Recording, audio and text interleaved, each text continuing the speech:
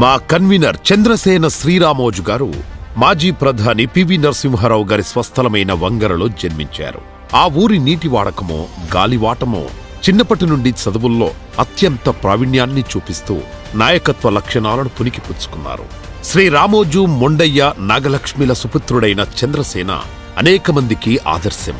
నిరుపేద కుటుంబంలో జన్మించి తన ఇద్దరి చెల్లెలతో సహా వంగరలో అనేక మందికి చదువుల్లో మార్గదర్శి అయ్యారు. వంశీరెడ్డి కంచెరకుంట్ల పిలుపు మేరకు వాషింగ్టన్ తెలంగాణ అసోసియేషన్ వాలంటీర్గా చేరి తన సేవా గుణంతో ఒక్కో మెట్టెక్కుతూ అధ్యక్ష పదవి చేపట్టారు. కోవిడ్-19 సమయంలో చంద్రసేన శ్రీరామోజు గారు చేసిన సహాయం చిరస్మరణీయం. ఎంతో మందికి hospital beds, remdesivir injections, oxygen cylinder సమకూర్చారు.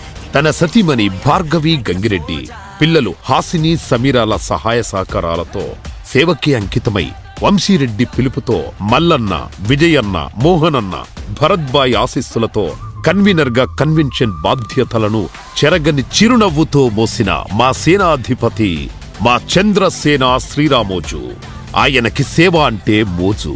మనం రోజూ చూసే చంద్రుడిలో అయినా మచ్చ ఉంటుందేమో కాని మనందరికీ తెలిసిన మన చంద్రసేన శ్రీరామోజు గారు మాత్రం మచ్చలేని మంచి మనసున్న సేనాధిపతి.